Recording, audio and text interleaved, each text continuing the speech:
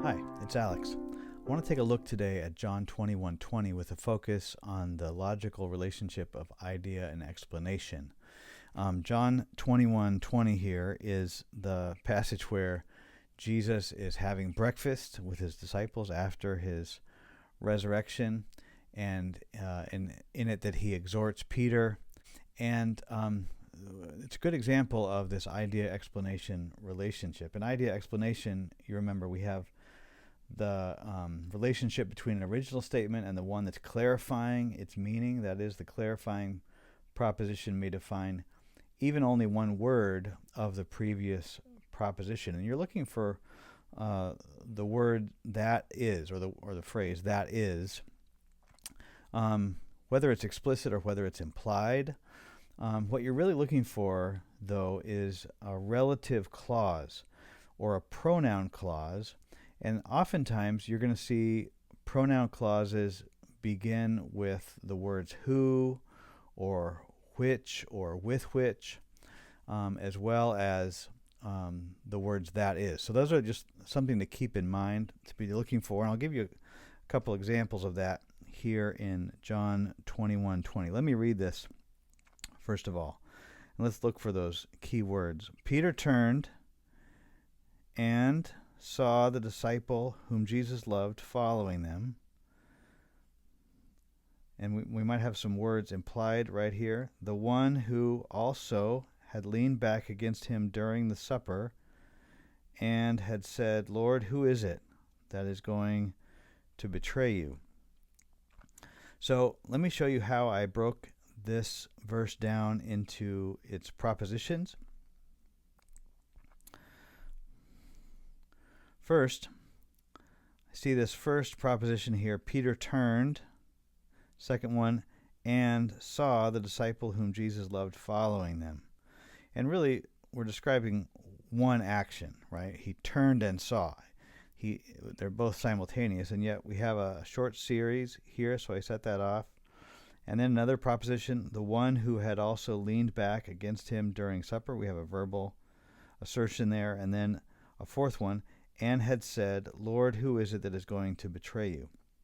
So it seems like we have two sets of series here, and then we'll have to look at the overall relationship here in this passage. So let me begin to arc this. How I would arc this is I see, first of all, a series here in 20AB. So I'm going to note that. And then, similarly, see another series right here, the one who had leaned back against him during supper and had said. So this seems to describe another set of actions that's really one action. He leaned back and said. And so we have another short series here.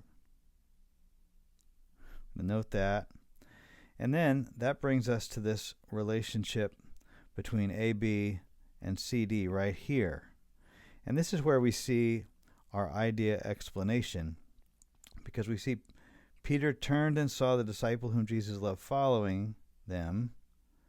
And we can hear in the ear of your mind here that is the one who had also leaned back against him during supper and had said, Lord, who is it that's going to betray you? So this is pointing us back to John chapter 13, when Peter motions to John because John was leaning on Jesus and tells him, find out who Jesus is talking about here. And so we're given this further explanation of the disciple whom Jesus loved. Who was that?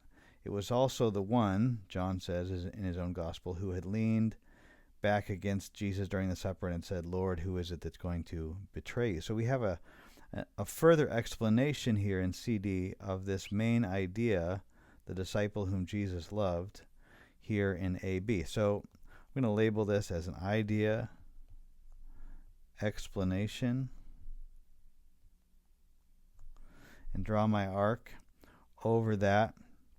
And you can see both things are happening here at once. In this relative clause, or this pronoun clause, we see this pronoun, the one who also had leaned back against him and had said, Lord, who is it going to betray you? So we see that showing up. And then the words "that is" are implied right here. In fact, I could even write it in here without doing any damage to the text, because we see he's trying to expand on this idea of who is the disciple whom Jesus loved.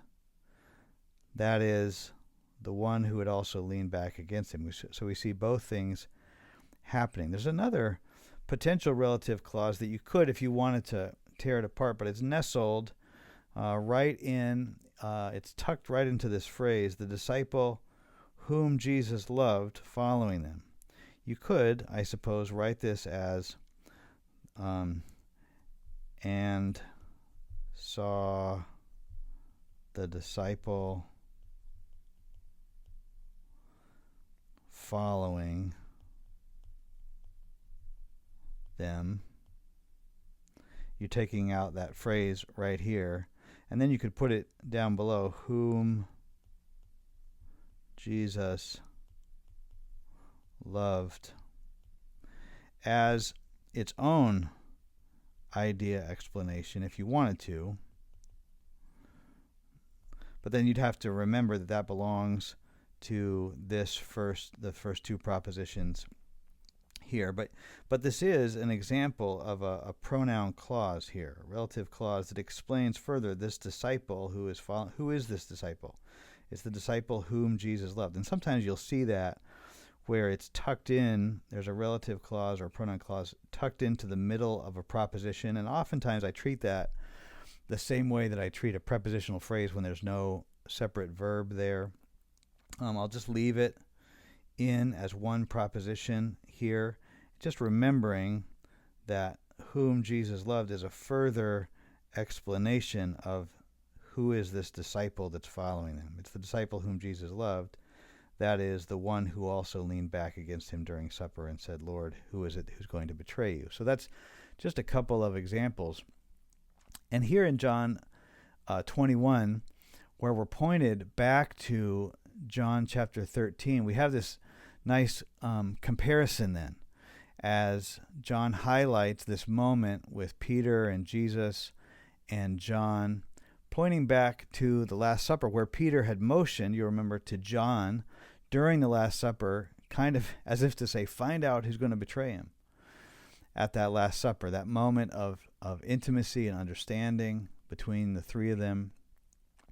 And then here in John 21, Peter has been exhorted by Jesus, and he turns and sees John following. And it's interesting, this moment pointing us back to the Last Supper now, after what we could call this first breakfast in John 21, where Peter and John are enjoying fellowship with Jesus after his resurrection. And there's a striking contrast of these two moments from John 13 here in John 21 that's set up by this idea and explanation that we're given of the disciple whom Jesus loved and the relationship there that the three of them experienced and enjoyed. And that's how I would arc out John chapter 21 verse 20 with a focus on the relationship of idea explanation.